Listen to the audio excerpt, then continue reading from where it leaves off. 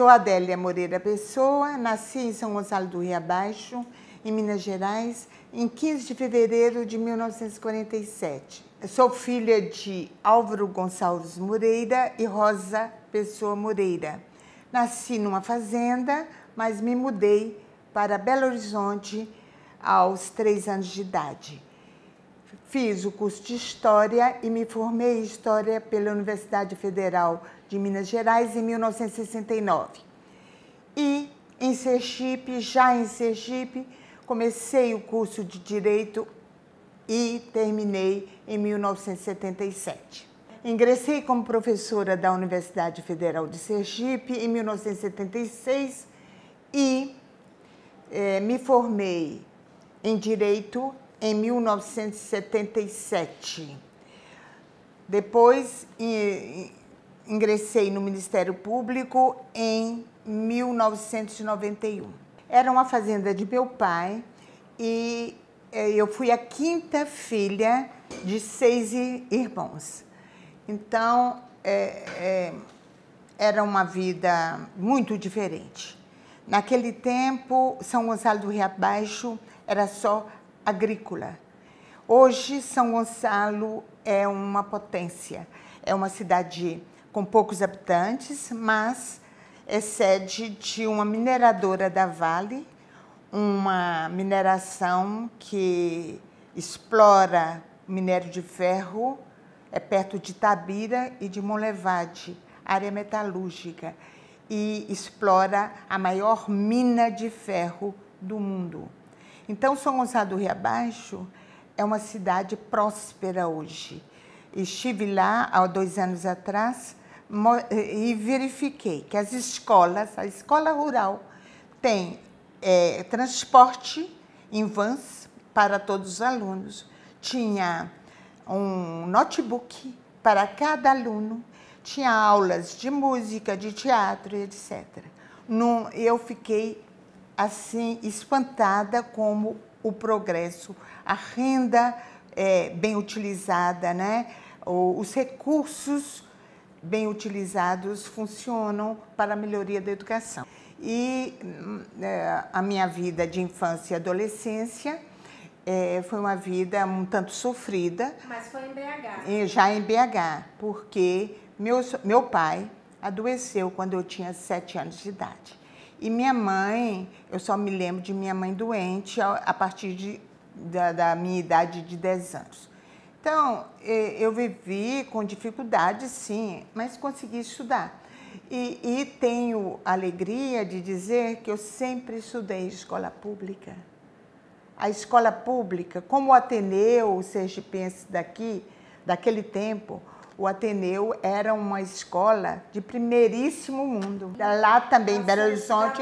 Você estudou em quais escolas? Lá, primeiro numa escola municipal e depois numa escola conhecida e que funcionou durante muitos anos, Instituto de Educação, que havia em todos os estados brasileiros, para formar normalista. Eu já dou aula desde a adolescência, no Instituto de Educação de Minas Gerais. Era o antigo primário, eu fui na escola municipal, depois o ginásio, no Instituto de Educação de Minas Gerais, havia seleção para entrada no Instituto de Educação e depois a escola normal. Belo Horizonte não tem praia. Ou você estuda, ou você estuda. Claro, barzinhos. E isso não na minha época de adolescente. Perto da adolescência, eu me lembro que eu dava muita aula particular para sobreviver, para conseguir o dinheiro do ônibus, porque minha família tinha dificuldades. Estava enfrentando sérias dificuldades pela doença de meu pai e de minha mãe. E aí eu consegui estudar. E fiz o primeiro concurso meu, eu fiz quando eu terminei a escola normal, para professora primária de um grupo escolar, numa periferia. E foi excelente. Eu conheci vidas diferentes, vidas sofridas. e era perto de uma favela, e Belo Horizonte tem muitas favelas, perto de uma favela, e desciam aquelas pessoas da favela, gente boa, gente muito boa, de respeito. E eu pude me formar no meu dia a dia como professora. Foi uma época muito boa de minha vida, mas uma época difícil. Difícil porque, ao mesmo tempo que eu lecionava, eu tinha que continuar o estudo. E fiz vestibular de História na época. Eu sempre gostei da área de Ciências Humanas, sempre gostei. Apesar de ter já lecionado matemática. Eu lecionava matemática na 4ª série ginasial de um colégio próximo à minha casa, porque eu tinha uma afinidade também com matemática. E ganhei, na época havia um programa de televisão que era Sabatinas Maisena. E as Sabatinas Maisena era uma disputa entre os colégios todos. E eu ainda no ginásio, na antiga 4ª série de ginásio, eu participei dessa sabatina. E nessa sabatina eu me sagrei vitoriosa e parti da matemática.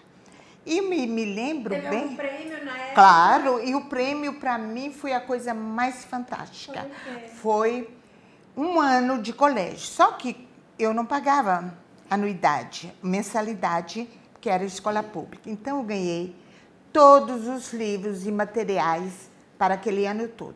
Para mim foi um desafogo, foi uma beleza mesmo isso aí. Realmente foi uma... Tinha muitos concorrentes nesse Exato. Os concorrentes mais temidos naquela época eram os concorrentes da escola militar. O chamado colégio militar era super assim, exigente, então, mas eu fiz de todas as matérias e me sagrei vitoriosa naquele ano. E era o ano de 1962. Foi para mim, foi assim uma coisa, uma bênção e para minha família também. Mas aí eu continuei o primeiro ano, segundo, terceiro ano do ensino médio no Instituto de Educação, me formei em primeiro lugar com 9,7 de média e aí eu tive condição de fazer o vestibular, História, Ciências Humanas. Para mim, História me agradava. E eu me lembro até hoje da redação que caiu. Era uma redação e era prova de resposta aberta. E o que caiu foi o seguinte: das conquistas em que se empenha o mundo, qual lhe parece a mais importante? Era o ano de eu respondi a paz. Era o ano de 65. E eu consegui êxito com louvor e sobre a paz, imagine, 1965. Um ano depois. Nós estávamos numa época difícil. Quando eu ingressei na escola superior, eu comecei a lecionar também em colégios particulares, lecionar História no colégio jesuíta. O curso de História foi excelente. Para mim, a base maior que eu tenho é, com certeza, essa base de História, do entendimento do ser humano dentro de um contexto. E para mim isso foi muito positivo, apesar de ser uma época muito difícil. Eu fui colega, por exemplo, de Inês Etienne Romeu. Inês um dia sumiu, desapareceu. E depois ela foi presa, torturada, e uma cena terrível que ocorreu com Inês. Não fiz parte de movimento estudantil. Houve uns momentos muito dramáticos. A faculdade sendo cercada, gás lacrimogênio, você ficar presa na faculdade porque eles queriam determinados cabeças e ninguém saiu. Eu vivi isso. Não poderia sair porque a gente não ia deixar o colega sozinho. Porque se o colega saísse, eles estavam lá cercando para verificar cada pessoa que saía. Nós tivemos reitores, professores de primeiríssimo nível. No curso de História, em Minas Gerais, houve alguns que foram cassados, aposentados. Vários, os mais críticos, vamos dizer assim. Então, foi uma época em que, por exemplo, não se podia dizer nada. Em 69, no ano da minha formatura, houve um decreto-lei. O decreto-lei que dizia, quer dizer, não dizia nesses termos, mas aluno era para estudar e professor era para ensinar, e não para qualquer outra coisa. Não para fazer política, como diziam aqueles ministros da educação da época. Então, era um momento assim, em que você, para fazer um concurso, e eu fiz concurso lá em Minas Gerais, para várias escolas ao terminar o curso, e era necessário o atestado ideológico, que você não tinha sido processado pela Revolução. Para adentrar como servidor público, teria que ir ao DOPS, tirar lá um atestado de antecedentes ideológicos. Mas o que era isso? Era apenas que você não tinha passagem lá pelo DOPS. Então, era um momento muito difícil, eu enfrentei. Mas o curso foi bom, a senhora gostou? O curso de História, para mim, é aquela história. No primeiro ano de História, muito diferente de hoje, chegava lá, o professor dizia assim, olha, tem um seminário para o próximo mês, o livro, ele citava os livros. Os livros são estes, em francês. Pronto. E aí alguém dizia, mas eu não sei francês. Eu falei, o primeiro ano é para desasnar. Diziam assim em sala de aula, era para desasnar. E, de fato, a gente tinha que desasnar de uma maneira muito rápida, porque senão você não conseguia acompanhar as leituras. Naquele tempo, claro, não havia internet, não havia nada, tinha que se debruçar sobre os livros. Sempre gostei de estudar. Para mim, é um lazer. Estudar, para mim, é uma coisa assim que eu aprendi a fazer. Eu acho que até hoje eu me apeguei a isso e fiquei. Então, quando a senhora terminou o curso, a senhora foi fazer concurso? Para o Colégio Estadual Central e também para o Colégio Ordem e Progresso, que eram dois colégios estaduais de Minas, que você não fazia o concurso pela secretaria, era concurso para cada escola. E aí eu fui aprovada e fiquei dando aula para o clássico. Conseguiu o atestado de idoneidade? Claro, consegui, porque eu não tinha sido processada. Então, eu tinha participado assim de passeatas, de coisas, mas não tinha sido presa. Alguém que estivesse presa não poderia. E, aliás, quando eu vim aqui para a Universidade de Sergipe para ser professora, também exigiram não esse atestado, mas sim uma declaração de que não tinha nenhum antecedente na área política. Eu dei aula de 69, 70, porque em 69 eu me formei, 70, no início do ano eu já comecei a lecionar, 70, 71, 72 e 73. Foi muito interessante porque me serviu demais no futuro para aqui em Sergipe, porque eu criava metodologias de ensino para, por exemplo, para os alunos em relação à época, por exemplo, de Minas Gerais. Então, lá em Minas tem muitos monumentos, muitas coisas, como Ouro Preto, Sabará, Diamantina, São João del Rei, e eles visitavam o município e traziam histórias de cada município. E foi interessante um fato que me ocorreu, esse fato me marcou profundamente. Eu estava dando aula e pedi uma pesquisa sobre Chica da Silva. Chica da Silva era uma escrava que depois foi liberta, ficou liberta e conseguiu ser uma pessoa muito importante no século XVIII em Diamantina, porque ela era companheira do chefe geral de lá, do superintendente geral, não me lembro o nome. Então, eu pedi aos alunos que fizessem essa pesquisa e nós íamos debater sobre a história de uma negra, Chica da Silva, que eu entendia que era um personagem importante da história de Minas Gerais. E aí eu recebo uma reclamação, sou chamada à reitoria da escola, porque naquele tempo as escolas grandes chamavam, o chefe geral era o reitor. Havia os diretores de área e o reitor.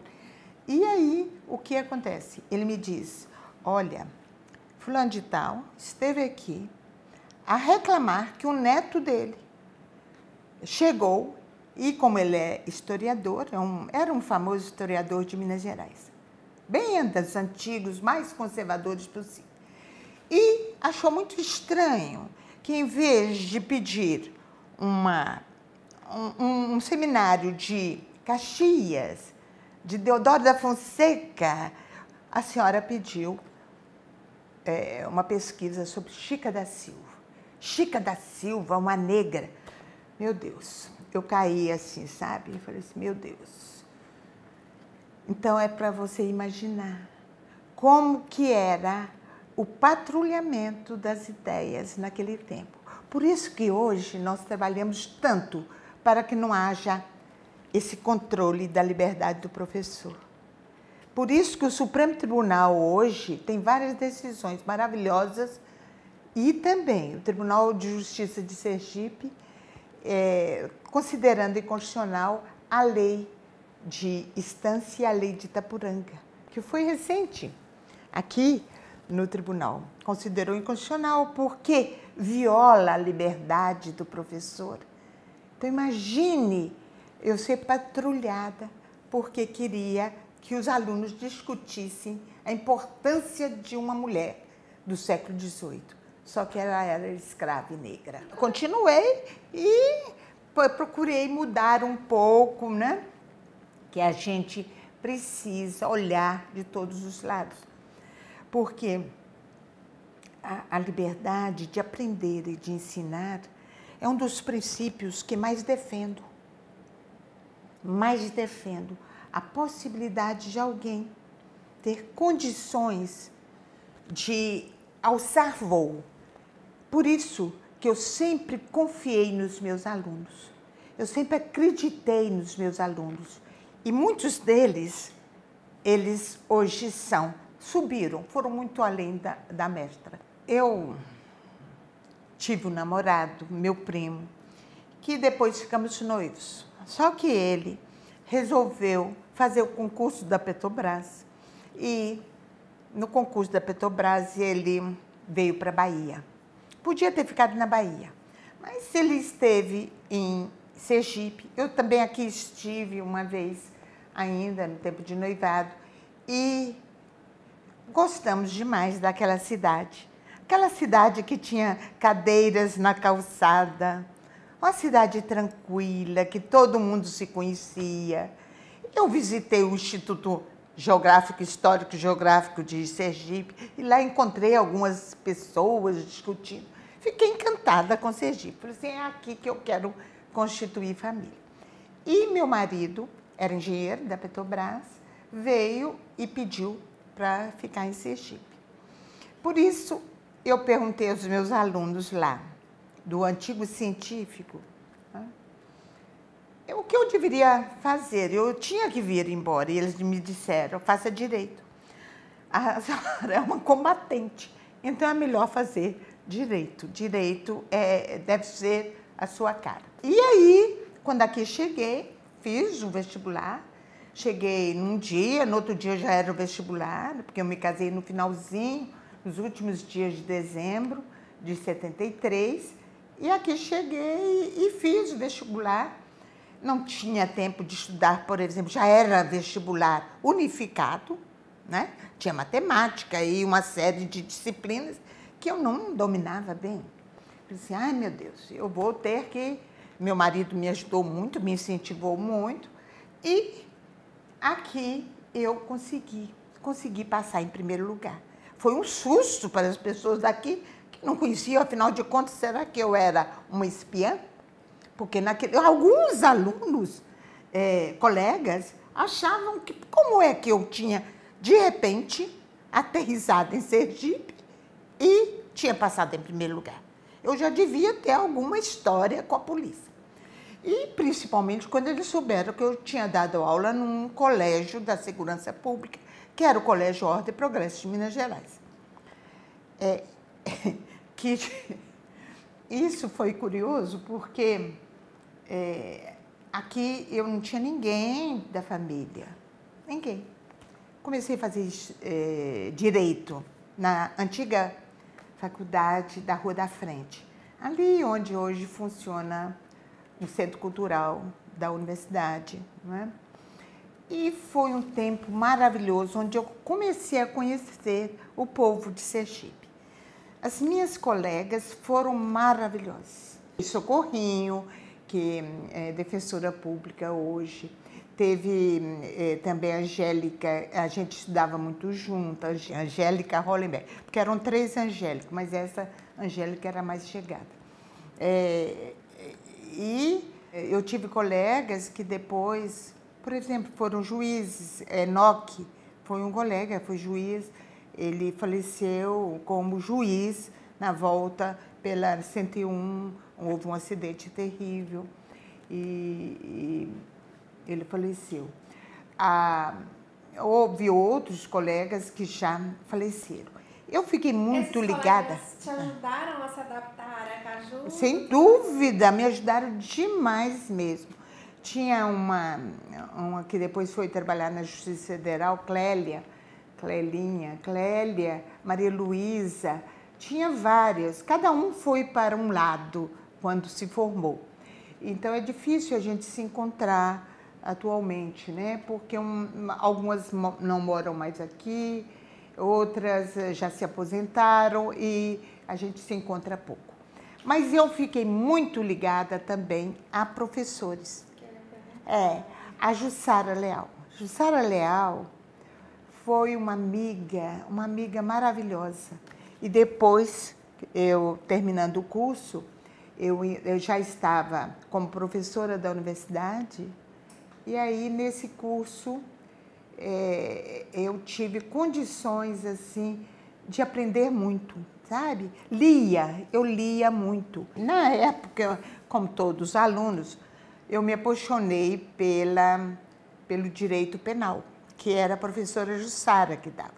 Os primeiros anos foram de direito penal.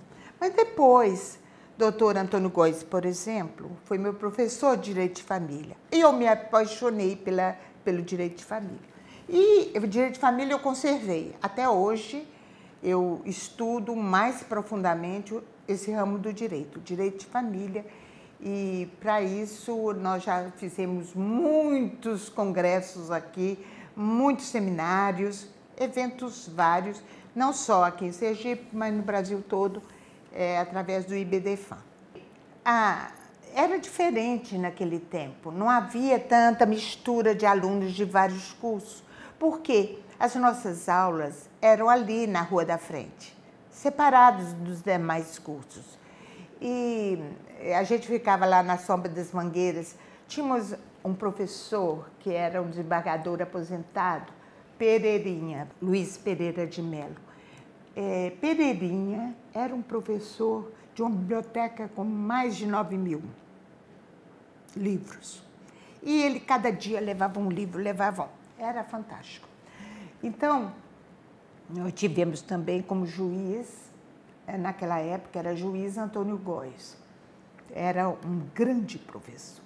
Arthur Deda, também outro grande professor. Grandes magistrados professores. E eu comecei a me entusiasmar mais pelo direito. Li as obras todas. Então, direito civil, se marcava um autor, eu lia todos os autores que eu encontrava na biblioteca.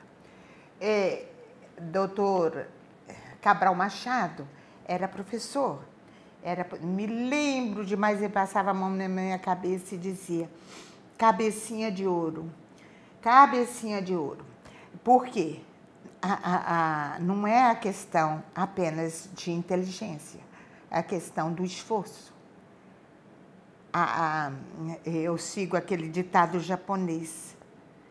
Não é a questão. Um japonês, um dia desse, me disse assim: lá no Japão, eu estive lá em um curso. Ninguém deseja boa sorte na prova. Eles falam como? Eles dizem: esforce-se, dê o seu melhor. Não é a sorte que faz uma prova boa. Então, é o esforço individual que a gente tem que fazer de cada dia mais. Eu já era professora da Universidade Federal, porque tinha feito concurso para o Departamento de Educação, antiga Faculdade de Educação, na qual eu cheguei até assumir a vice-direção e depois, por licença da diretora, fui diretora da Faculdade de Educação. Então, a senhora se formou em 77 em Direito, mas... Já era professora. Desde 76. E interessante que quando eu fui ser professora da Faculdade de Educação, houve um concurso. Eu tinha um mês que tinha dado à luz a minha filha, a primeira filha, Flávia Pessoa. E aí, com um mês, eu tive que me submeter ao concurso. Imagina um concurso para a universidade, a mulher lactante. Aquele problema da mulher. A mulher que se profissionaliza e que precisa conciliar a sua condição biológica com a profissão. Como é que foi conciliar? E aí foi um momento terrível, porque o leite acabou. A criança não tinha mais possibilidade de ser amamentada. Então, eu só pude pude amamentar durante um mês, porque o leite secou. É uma coisa tão louca que a gente pensa que o nosso estresse interfere na nossa biologia. E como interfere? Mas não prejudicou a minha filha, acho que não. Ela está hoje muito bem. Então, e a senhora dava aula, então, no curso de educação? No curso de prática de ensino de história.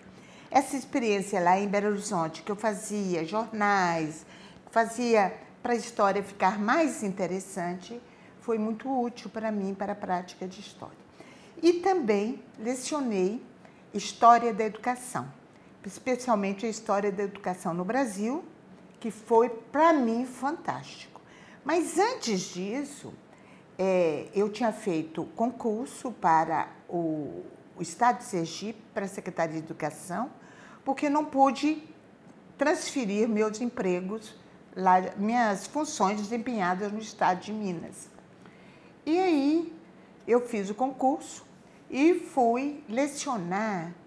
Foi uma coisa mais maravilhosa. Fui lecionar para professoras normalistas que precisavam ter o curso chamado adicional na época, curso adicional, para que elas pudessem ministrar aula até o 6º ano, 6ª série, porque antigamente a normalista só podia ensinar até o 4º ano primário. E quando mudou a lei em 71, elas precisavam ter um acréscimo para poder ensinar, um acréscimo de curso para ensinar até a 6ª série. Eu fui professora dessas normalistas no Colégio Arício Fortes, era um colégio que recebia normalistas de vários municípios de Sergipe. E Lá, nesse curso adicional, eu conheci pessoas de vários municípios que me foram muito acolhedoras. Me traziam jaca, adorava jaca. Me traziam caranguejo, que eu nunca tinha comido caranguejo na minha vida. E também elas me convidavam, eu ia às festas do interior e fiquei assim, né, encantada com Sergipe. Eram pessoas assim, simples e pessoas carinhosas, pessoas que me acolheram. Porque eu fiz o concurso em 76, cheguei aqui em 74, então nesses 2 anos... Na época do Arício Fontes, né, quando você estava estudando Direito ainda, né? Exatamente. Veja só, eu dei aula em todos os níveis, do primário até a pós-graduação. Me lecionei também na pós-graduação.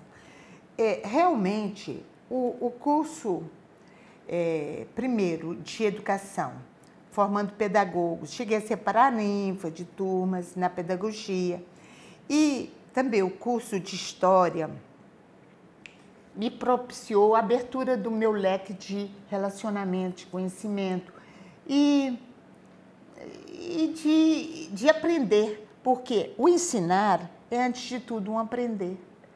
No momento que você ensina, você aprende, porque é uma troca.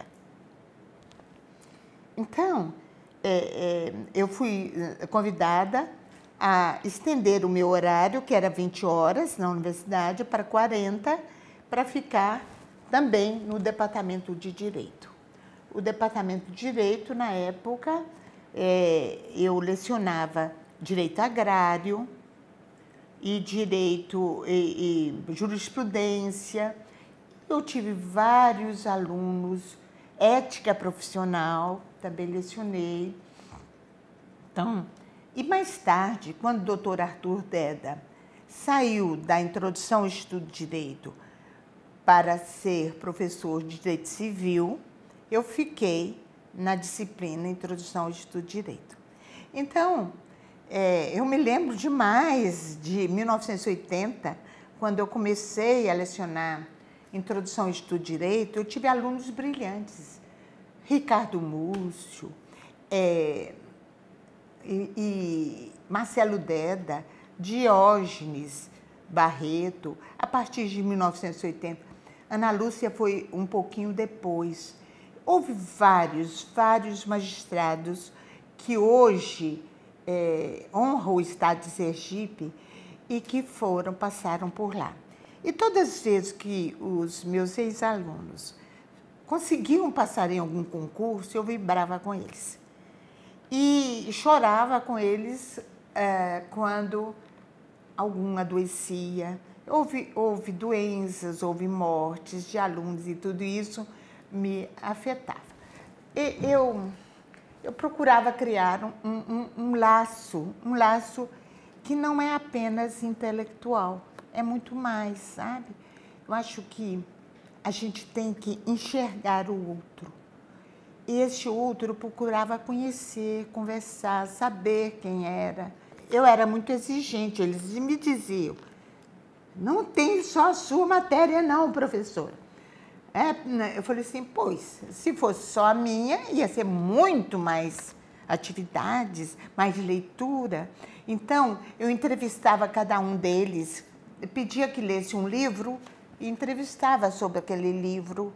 Livros outros que não didáticos. Se eu podia ler e estudar, por que eles também não poderiam, não é verdade? Então, brincava muito com eles. Falem mal, falem de mim, mas falem enquanto são alunos, porque depois vocês vão reconhecer que é bom você ter sido exigido. O professor exigente é positivo. Professor que deixa para lá, passa todo mundo, pode depois não ser lembrado como tão eficiente para a sua vida, né? 1980, quando realmente, em 78 eu já comecei a lecionar ética profissional, 80 já estava dando aula de introdução. 78, 79 foram épocas muito difíceis. Foram ainda, né? Foram épocas muito difíceis, porque você não conhecia alguns alunos que não eram daqui. De onde eles vinham, certo? Havia um certo ar de desconfiança com as pessoas que chegavam de fora. Você não sabia exatamente o que eles estavam fazendo ali. Então, era uma época difícil, você tinha que ter cautela no falar. Nós ainda estávamos sob a égide do AI-5, né? O AI-5 foi de 1968, mas vigorou até a distensão, né? Com o Geisel. Então, 78, 79, e eu dava aula de direito agrário. Agrário, pois é. O Estatuto da Terra foi uma lei de 64 e foi uma lei da Revolução. Eu falava em reforma agrária e dizia, isso está na lei. Nós vamos defender a aplicação da lei. A senhora não tinha medo de não, ser presa, não, nesse caso não, porque eu estava estritamente dentro da lei. A função social da propriedade e aquelas coisas. E, às vezes, a gente tinha que visitar. Eu cheguei a visitar alguns locais com os alunos, onde havia invasores de terra, principalmente já na década de 80, que houve uma distensão maior. Porque essa matéria de direito agrário foi em 78, 79. Então, foi uma época mais difícil, porque depois de 80 começou pouco a pouco, vamos dizer assim. Eu fiquei lecionando depois introdução ao direito, eu recebia os alunos ao chegar à universidade e procurava incutir neles essa valorização do direito como solução para os conflitos. Nós não podemos resolver os conflitos pela força, Então, precisamos, sim, valorizar o direito e achar, como Dallaire dizia, que o direito é uma arma a serviço das pessoas de bem, não é?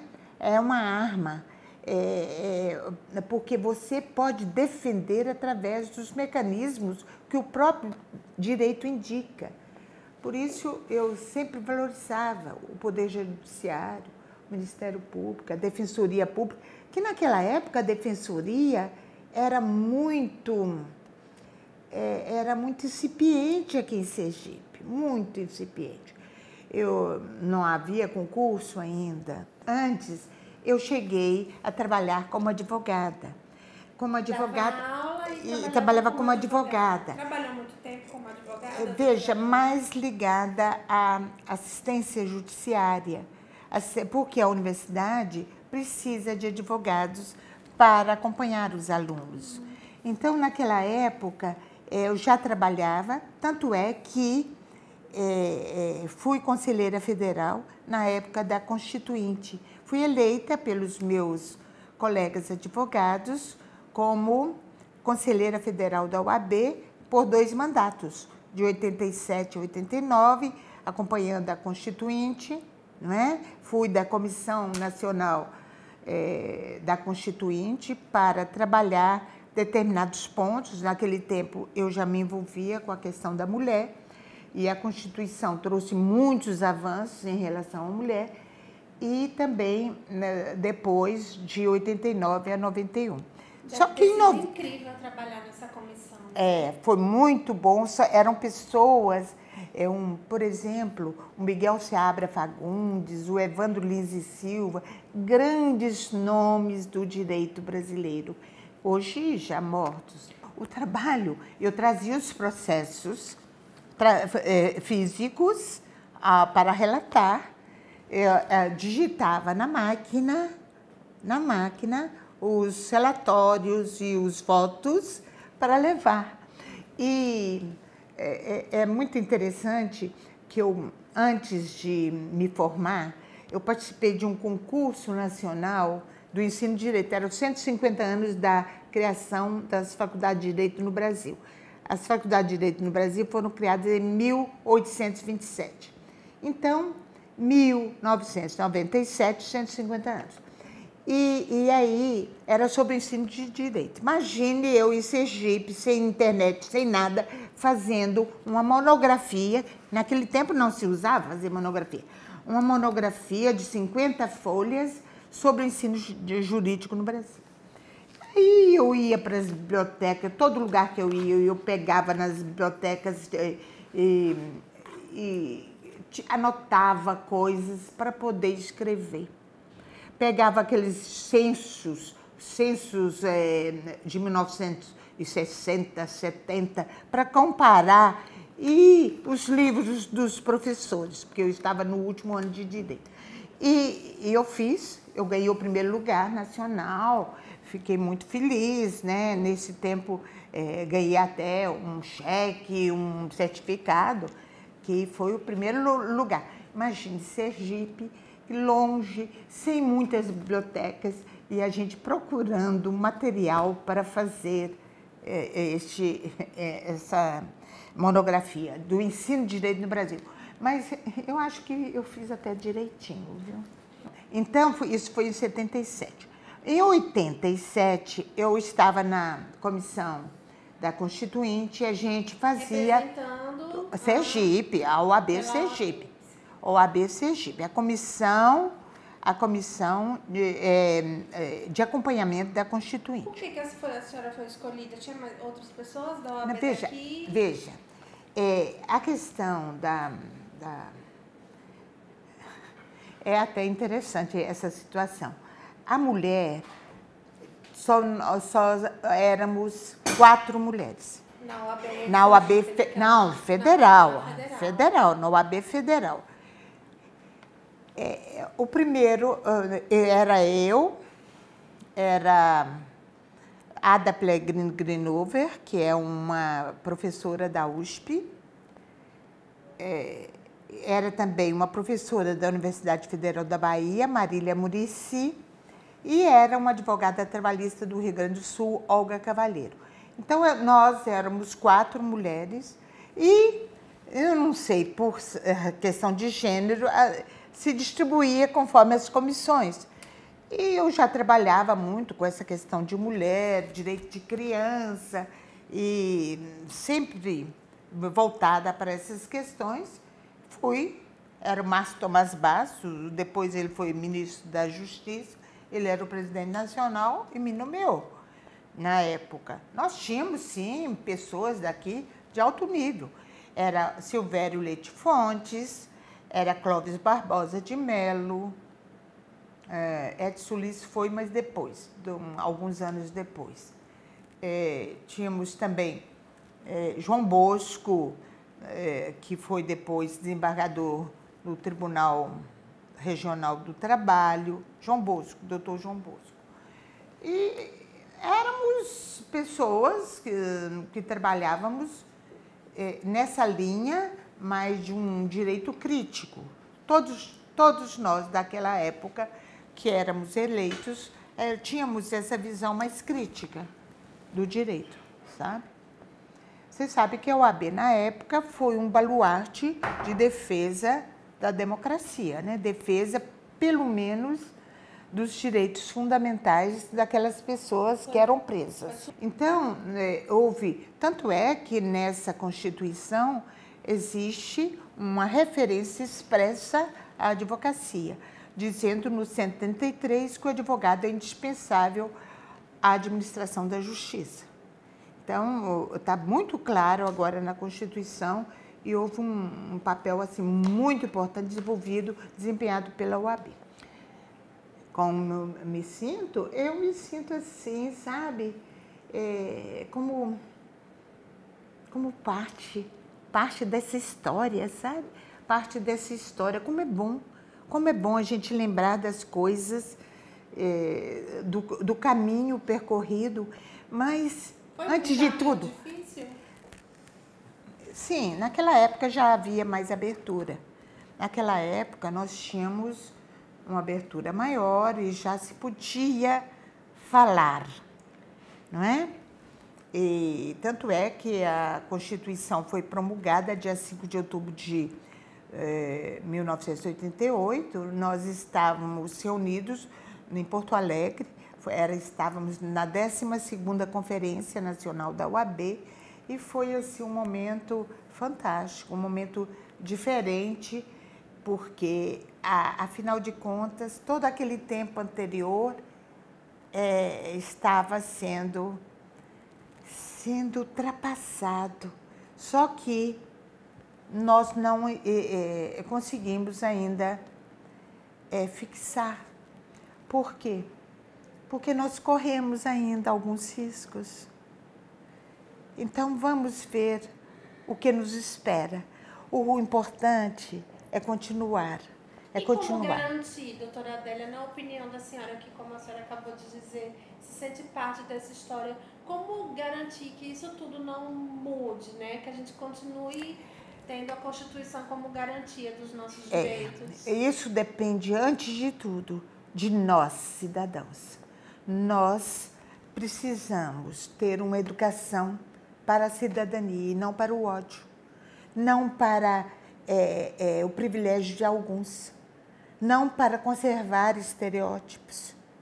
Então, o que nós precisamos é ver que a dignidade, que é o princípio solar que sustenta todo o nosso direito, é o princípio maior.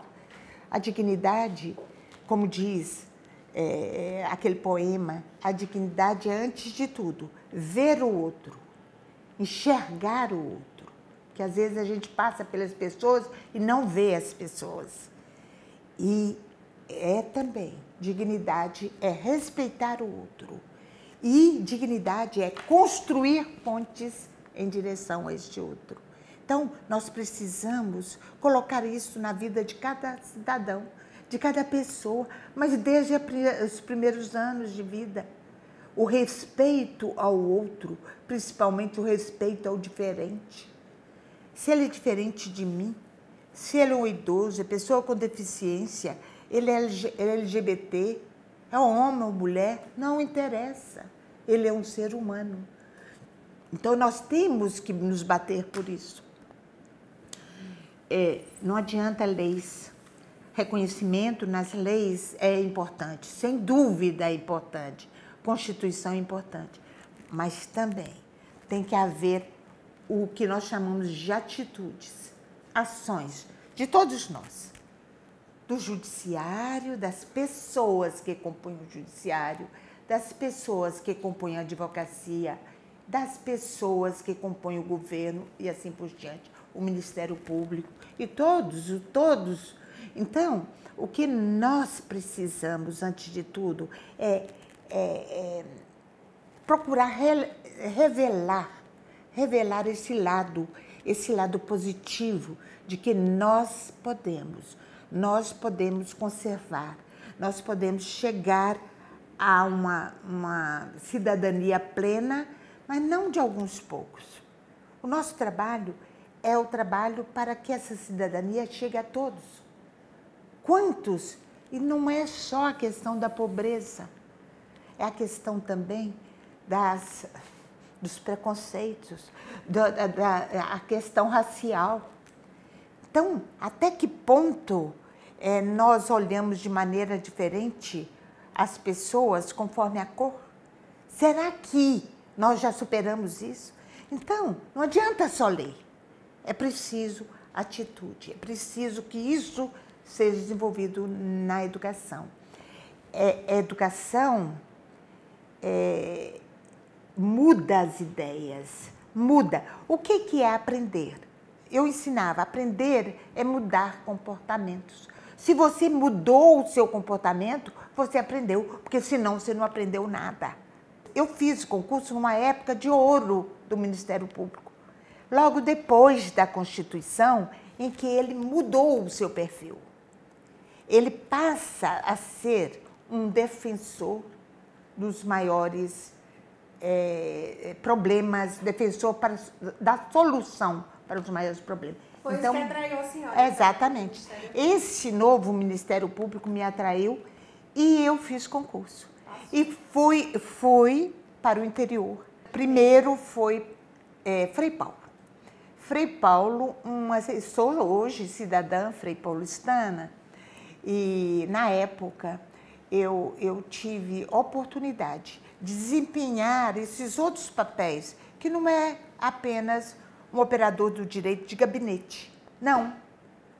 O promotor, ele tem que saber da saúde da população, da educação, do ambiental. Então, tive a oportunidade de ajuizar ações ambientais contra a poluição, que era uma lei nova que tinha sido editada, uma lei a respeito da ambiental.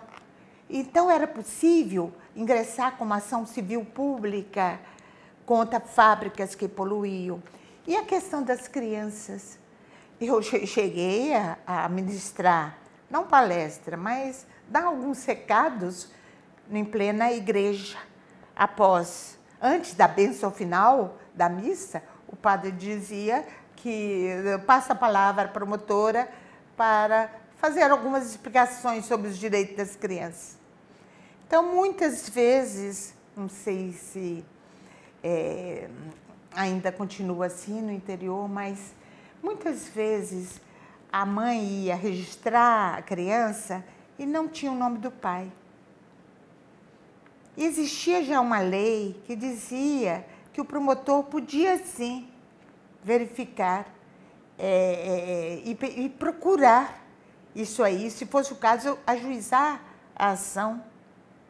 Chamar o pai. Quantas vezes eu chamei aquele suposto pai e ele reconheceu na hora? Reconhecia na hora. Eu disse, não tive tempo, doutora. Sem exame de DNA. Não, pois é, sem exame de DNA. Eu falei assim, mas eu perguntava, ela tinha outro? Não, não tinha outro. Era só o senhor? Era. Então, o senhor não quer reconhecer, é o direito da criança. Aí ele reconhecia de boa vontade, ia reconhecer. Agora vamos ver a situação dessa criança. Vai dar alguma coisa para o alimento dessa criança. Então, eu preciso ter empatia com o outro. Mas então a senhora participava bem da vida da comunidade. Sem dúvida, sem dúvida. Eu participava mesmo. E até a Lira Frei Paulistana, a Lira, não é? A banda de música. E as pessoas procuravam o Ministério Público não só para questões de justiça, propriamente dito, mas também para um conselho, para um encaminhamento, né? A questão da aposentadoria e tudo mais. Orientações, procurava, a gente atendia as pessoas. É claro que hoje a litigiosidade cresceu tanto que muitas vezes o promotor não tem mais tempo. Muitas vezes ocorre isso. Depois eu fui para Riachuelo. Depois eu fiquei em Riachuelo, me lembro de algumas ações com a Petrobras, que havia poluição no rio e as pessoas reclamavam. Havia problema da água e assim por diante. A gente ia se envolvendo com a comunidade. E era a época também de constituição dos conselhos da criança. O promotor tinha essa responsabilidade também de criar o conselho da criança. E conseguimos, no interior quase todo, criar os conselhos naquela época. Então, cada promotor na sua comarca ia fazendo. E eu trabalhei também em Riachuelo. A senhora falou de Frei Paulo, Riachuelo e Laranjeiras. Depois eu fui a Laranjeiras, que ainda era de primeira. Fui promovida em 95 para Lagarto. Fiquei na Criminal de Lagarto e também em algumas curadorias de Lagarto. Curadoria da Infância, a mais difícil de Lagarto, difícil, né? Mas teve também muito apoio da comunidade, principalmente nessa questão da criança, você tem que ter apoio da comunidade para ter, né, um desenvolvimento maior. E depois eu fui chamada para o centro de apoio. Naquela época não era centro de apoio do Ministério Público, era no tempo do Dr. Hirohito Leó. Eu estava em Lagarto e ele me chamou para o núcleo de apoio às atividades cíveis e criminais de todos os promotores. Eu vim, mas ainda lotada em Lagarto. Mas eu vim trabalhar neste núcleo quando trabalhei com Isabel Abreu, grande parceira, Isabel Abreu, fantástica na área da criança, ela teve um trabalho maravilhoso. E Cristina Mendonça também. E aí, neste momento, nós fizemos alguns trabalhos também em defesa da comunidade. Eu me lembro que fazíamos um trabalho no Alok, em algumas regiões, em algumas áreas de Aracaju, para levar o direito à população nesse sentido. E, além disso, apoiava, por exemplo, não tinha internet e havia necessidade, por exemplo, de subsidiar o trabalho de alguns promotores do interior. E fazíamos pesquisa e tudo e enviava para os promotores do interior. Não havia com essa facilidade de internet que tem hoje. Hoje, qualquer coisa você consegue acessar e até os processos são virtuais. E aí, nesse meio tempo, eu vim transferida para Aracaju, para o Tribunal do Júri. Tribunal do Júri, fiquei no Tribunal do Júri, inclusive trabalhei com o juiz Ricardo Múcio. Esse Ricardo Múcio era um juiz super dinâmico, rápido, ligeiro. Tinha sido seu aluno. Tinha sido meu aluno. Mas aprendi muito com ele a ser objetiva, sabe? A ser rápida, porque ele é, assim, um gigante para desenvolver nas audiências, né? Na época, ele era muito rápido. As audiências, ele podia marcar quantas audiências fosse, que dava conta de tudo. E sempre em dia ali. Depois,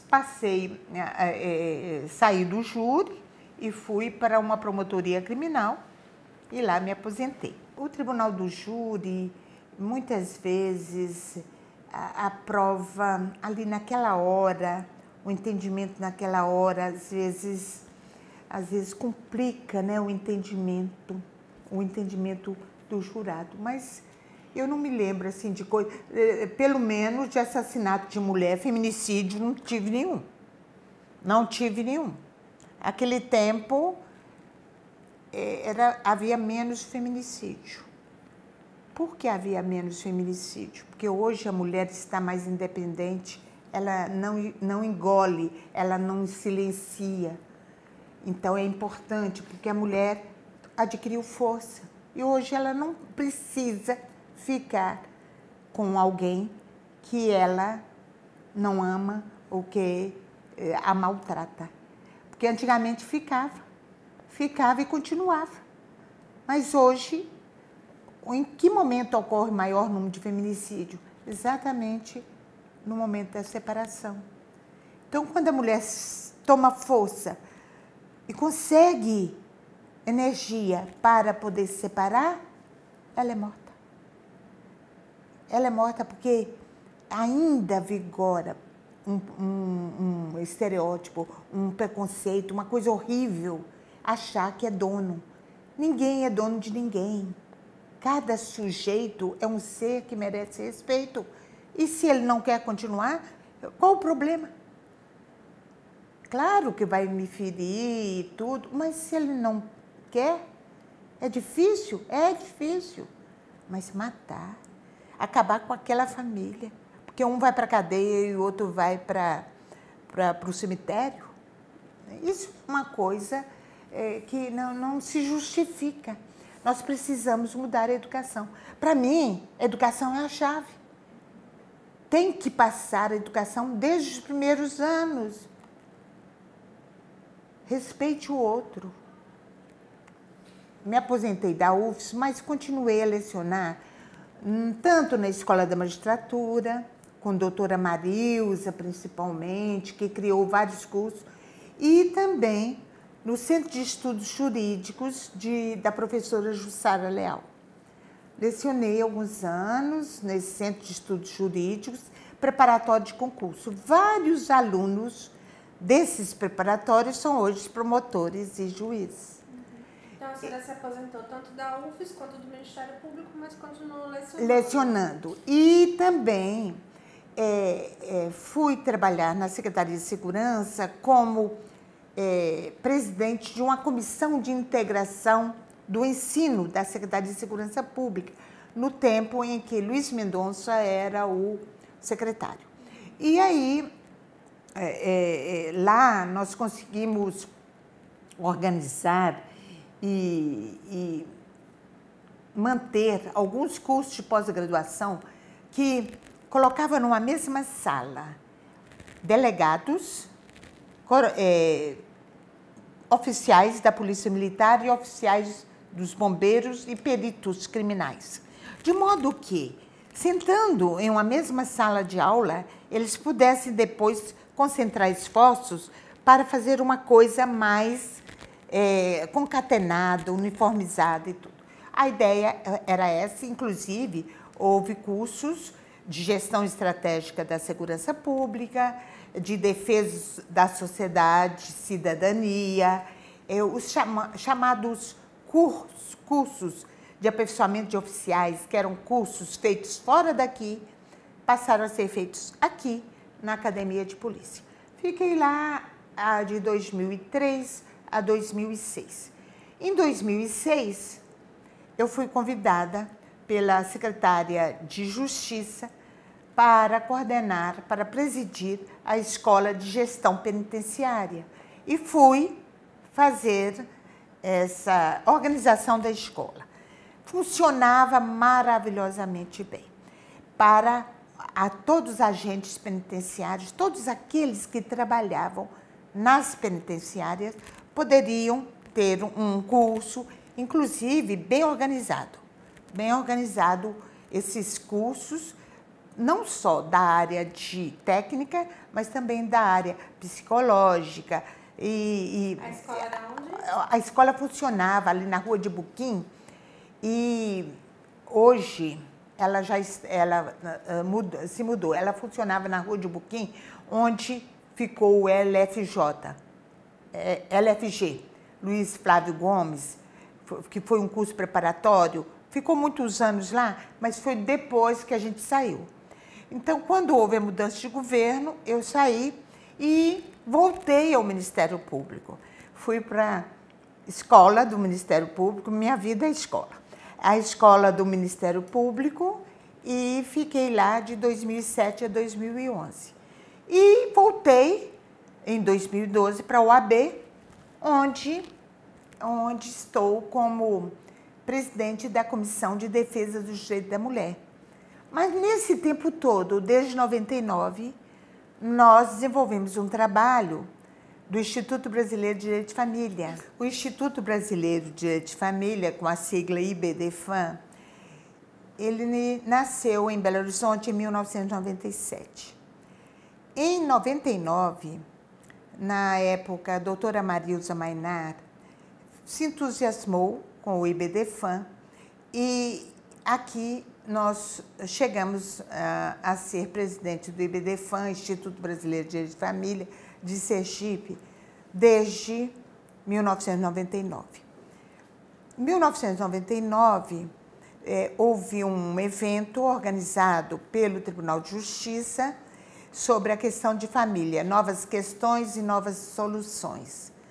E a doutora Marilza Mainar ficou como foi designada veio a diretoria nacional, doutor Rodrigo da Cunha Pereira, tem o doutor Paulo Lobo aqui do Nordeste, vários outros, vieram e ela foi agraciada com o título de sócia honorária do IBDFAM, doutora Marilza Mainar. Os demais são ministros, são pessoas, porque Marilza teve um papel fundamental nessa criação.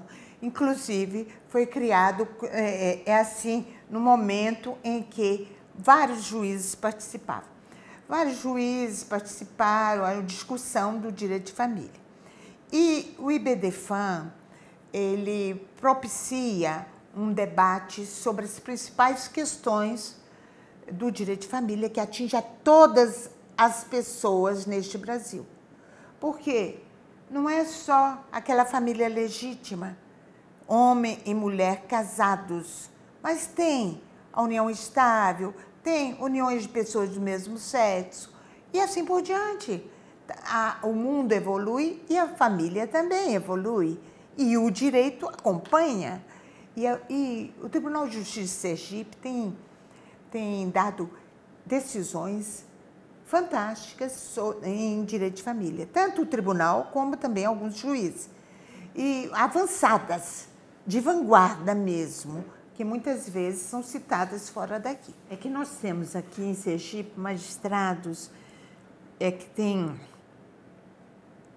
a cabeça aberta, vamos dizer assim, entre aspas, magistrados que prolatam decisões em consonância com o mundo contemporâneo. Porque muitas vezes as pessoas acham que o juiz, o promotor, aqueles que lidam com direito, o advogado, são conservadores, só querem pensar no passado. Não, nós estamos pensando no presente em sintonia com as novas ideias. Então é isso que eu digo. Eu sempre falo em todo lugar que existem decisões aqui, eu me lembro, antes mesmo do STF. Em relação, por exemplo, à mudança de nome do trans, isso ocorreu aqui em Sergipe, antes lá de cima, lá do STJ e do Supremo. Então, são coisas assim que você vai pensando e verificando como nós estamos avançados. O talento está em Sergipe. Sem dúvida, nós tivemos e temos grandes nomes a iluminar aqui o direito em Sergipe. Agora, o que em relação ao IBDFAM, é que é um centro de debates, é um instituto que debate e que influencia o Congresso Nacional, influencia os tribunais, inclusive amicus curiae funciona como amicus curiae em várias ações no Supremo Tribunal. E nós tivemos aqui sempre vários desembargadores, juízes de família e mesmo juízes no interior, que trabalham também sempre com essa área. É claro que temos também psicólogos. Eu me lembro aqui de Alba Abreu Lima, ela escreveu Psicologia Jurídica, Lugar de Palavras Ausentes. Eu fiz o prefácio deste livro e ela era psicóloga do tribunal e tinha um trabalho sempre em parceria, mostrando o lado psicológico dos eventos jurídicos, nos eventos jurídicos. E até hoje nós fizemos tanto o Congresso Nordestino de Direito de Família, foi sediado aqui, com a parceria do Ministério Público. Há também algumas reuniões científicas que foram feitas no tribunal, na OAB e assim por diante. A Academia Sergipana de Letras Jurídicas resultou de uma ideia de vários operadores do direito, vários juristas de Sergipe, que em 2015 nos reunimos, inclusive nessa sala, para criar a academia. E ela foi criada com 30 acadêmicos fundadores, que cada qual escolheu o seu patrono. Então, dentre esses patronos, nós temos vários da Justiça de Sergipe e também da Justiça Federal. Eu ocupo a cadeira de Tobias Barreto de Menezes, que é a cadeira número 30. É uma honra ocupar essa cadeira. Sem dúvida. E, para mim, Tobias Barreto foi um justo filósofo à frente de seu tempo. Ele tinha uma ideia e defendia essa ideia, tanto lá na Assembleia Provincial de Pernambuco, de que as mulheres precisavam estudar. Precisava haver escolas para as mulheres, porque se o alimento do espírito é o estudo, é a cultura, a mulher se alimentava de confeito em vez de pão. Não comia pão, porque era tão pouca a cultura que era dada às mulheres que fazia com que elas fossem consideradas inferiores.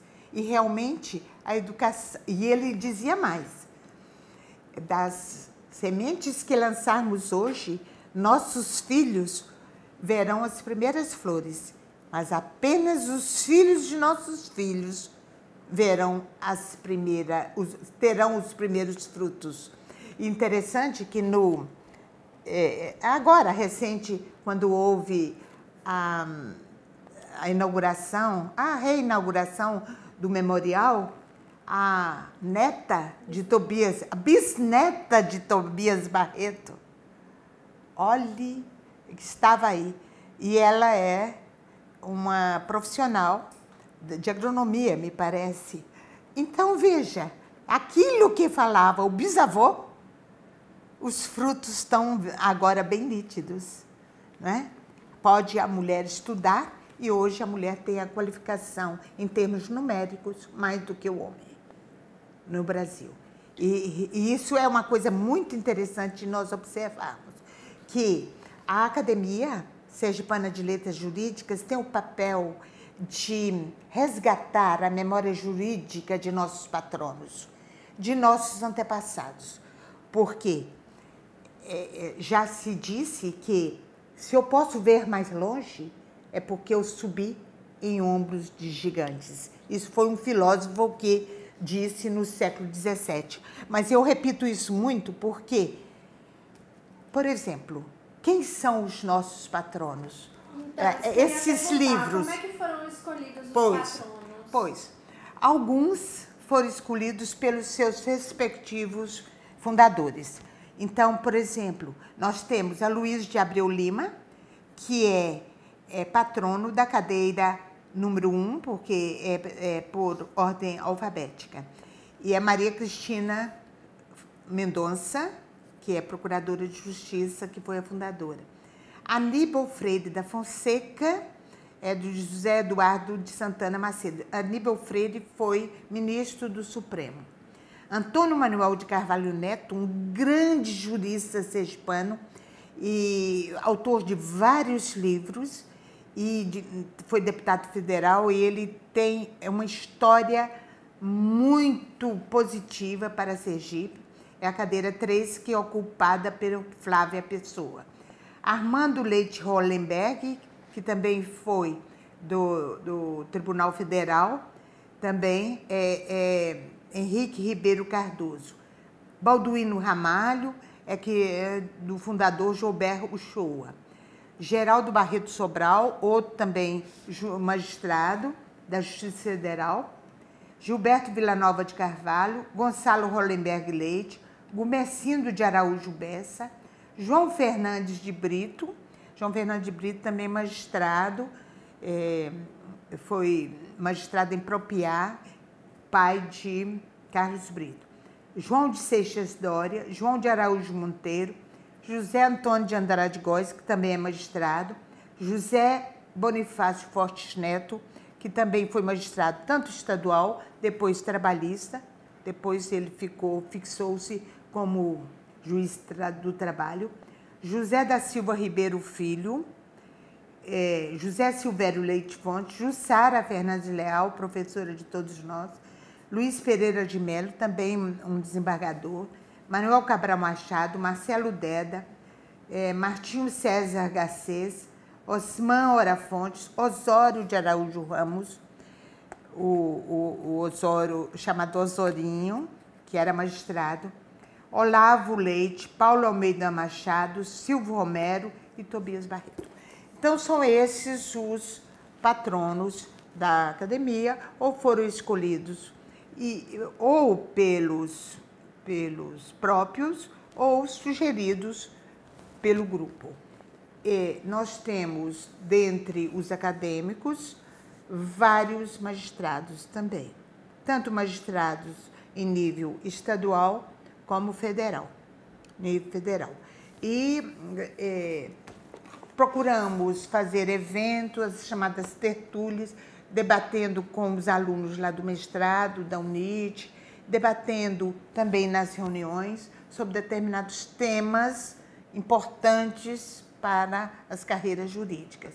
E publicamos já 3 obras. Patronos e Fundadores, depois, no outro ano, Direitos Fundamentais e Reflexos nas Relações Sociais, e atualmente, agora saiu há 15 dias do Prelo, o Direito em Transformação. Nesses livros, os acadêmicos escrevem ou também tem discurso dos acadêmicos.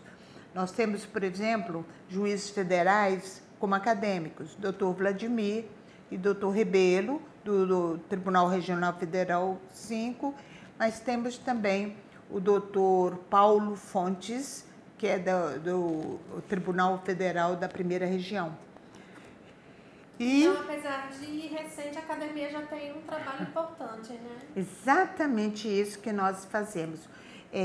O importante é resgatar essa história.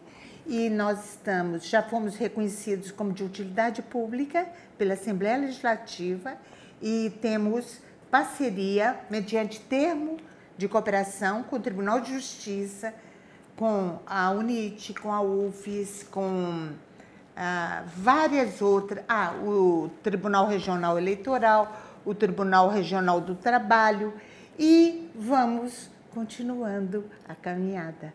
O que nos importa é não parar. Bom, desde o meu tempo da universidade, eu gosto muito de escrever, sempre escrevi muito. E tem várias publicações.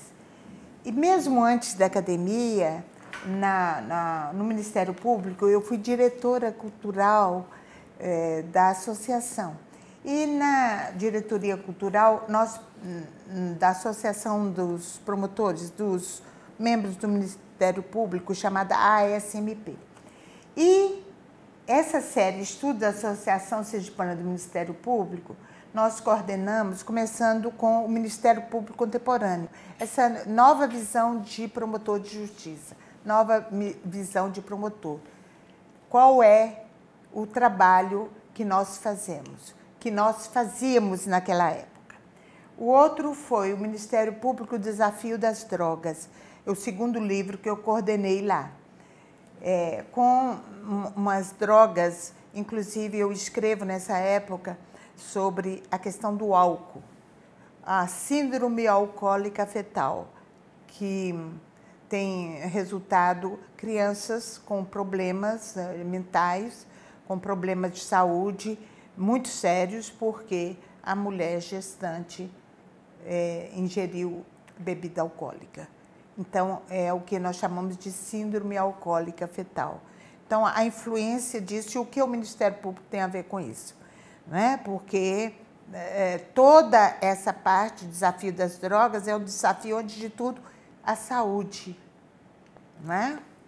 E o outro que nós também escrevemos, que foi logo em 2013, sobre o Ministério Público e os Objetivos do Milênio. Os Objetivos do Milênio, que eram para estar cumpridos, são os chamados 8 objetivos, que deveriam estar concluídos em 2015. Infelizmente, não obtivemos tanto êxito e a ONU agora tem 17 objetivos do desenvolvimento sustentável. Então, nós trabalhamos muito com isso também e os tribunais também estão trabalhando com isso. O CNJ tem um grupo para a chamada Agenda 2030, para verificar os vários objetivos do desenvolvimento sustentável se estão sendo implementados dentro de cada tribunal.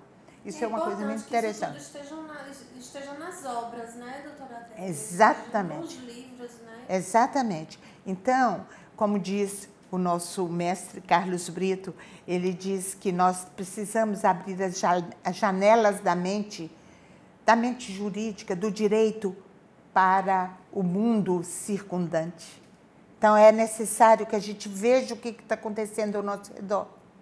É isso que é importante. Recebi esse diploma do Senado Federal, da mulher cidadã Berta Lutz.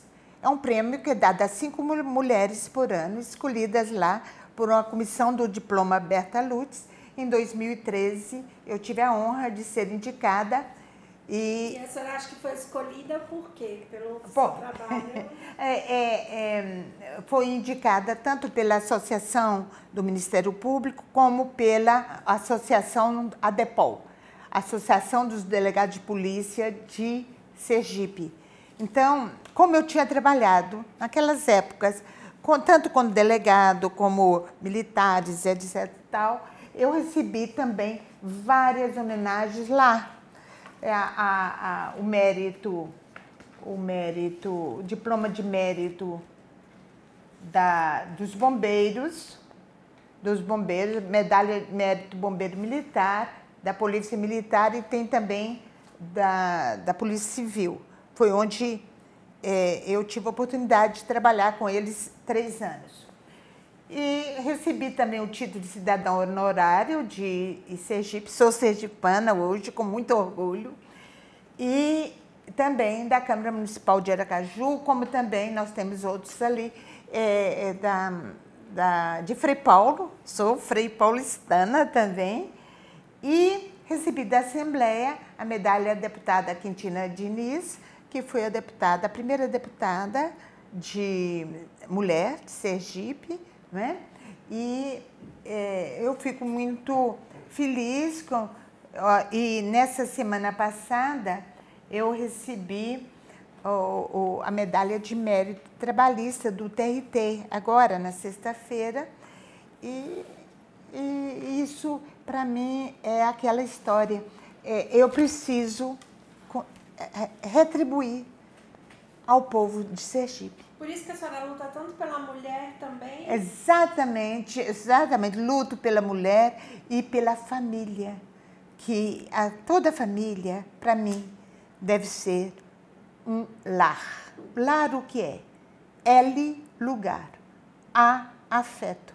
E R, respeito. Lar, lugar de afeto e respeito. Então, isso sim, isso para mim é motivo de eu continuar a caminhar. Já chegando aos 73, aposentada, já tenho minha aposentadoria, né? Então, mas a senhora pensa parar de vez assim? De maneira nenhuma, eu sou advogada. A advogada não para, a advogada está ali até o final. Advogada, mulher, sabe que em Sergipe nós já somos maioria mulher? Na OAB Sergipe, em termos de número de advogadas em Sergipe, porque as mulheres estão chegando às universidades, estão passando no exame da OAB. Então, nós precisamos estar juntos, nós vamos caminhar de mãos dadas. E eu tenho a alegria de ter 2 filhos na área jurídica, que é a minha filha Flávia Pessoa, que a primeira sergipana que foi escolhida, primeiro magistrado de Sergipe, em Sergipe, que foi escolhido para o CNJ. Foi indicado, né? Ela já fez a sabatina e agora está só aguardando o término lá das providências. E meu filho, que é delegado. Que bom, né? Eu fico muito feliz mesmo de ter um dia vindo a esse Sergipe e me encantado por essa terra. E é aqui que eu vou ficar. Empatia. A primeira coisa é ver o outro. Uma sala, hoje em dia, de 100 alunos, fica difícil você identificar cada pessoa, porque ali é um ser humano que está, um ser humano com problemas, com dificuldades, com anseios, né? Com aspirações. Será que nós, hoje, ainda temos condição numa sala de 100 alunos? Minhas salas, no máximo, eram de 45, 50 alunos. as salas de aula da universidade. Mas e agora? Eu soube outro dia que tem salas até 100 alunos. Então, isso fica difícil. Mas o professor nunca pode esquecer que se ele falha, ele está falhando para uma coletividade. Ele está influenciando uma coletividade. Então, ele tem que ter a responsabilidade de preparar bem suas aulas. Sempre eu preparo. Eu já dei 10.000 palestras. Todas as vezes eu preparo. Posso ter dado aquela mesma palestra 10 vezes, 20 vezes, mas eu preparo. Eu vou lá, olho, corrijo alguma coisa, avanço. Por quê? Porque é importante que o aluno, principalmente numa universidade, ele tenha desenvolvido o seu espírito crítico. Ele precisa aprender que é necessário respeitar os outros, sejam o que forem. As pessoas têm que ser respeitadas pelo que são. Pelo que são. Não importa que ele seja um lixeiro ou um doutor. Não importa. Ele tem que ser respeitado. Isso, eu acho, que para o professor é o mais importante. Saber ouvir. Saber ouvir e saber entender o outro. Tudo começa com o outro. Nós não podemos mais ficar centrados em nosso umbigo. Nós temos que ver a realidade circundante para verificar como nós temos a potencialidade de mudar a realidade.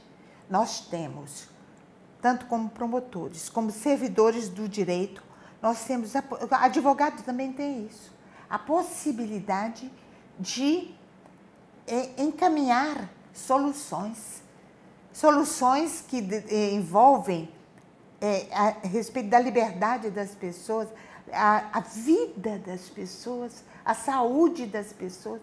Então, o promotor hoje é chamado para todas as áreas. Ele é responsável pelos chamados direitos indisponíveis, o meio ambiente que está aí, um mundo sustentável. Então, há muita coisa a se fazer, é só olhar para os lados. Este projeto é fantástico, fantástico. Eu já ouvi várias pessoas falando, temos que conhecer sim a história e temos que registrar essa história. Eu me lembro que há mais de 20 anos eu entrevistei a primeira mulher juíza federal, que foi uma sergipana, Maria Rita Soares. Só que ficou onde? Ficou numa fita cassete? Ficou... E cadê? Agora está tudo mais difícil, eu recuperar toda aquela... E isso que o Tribunal de Justiça está fazendo é a preservação, é o resgate. E nós precisamos, sim, dar valor à história de um povo, e principalmente a história jurídica de Sergipe. E eu fiquei encantada com este projeto.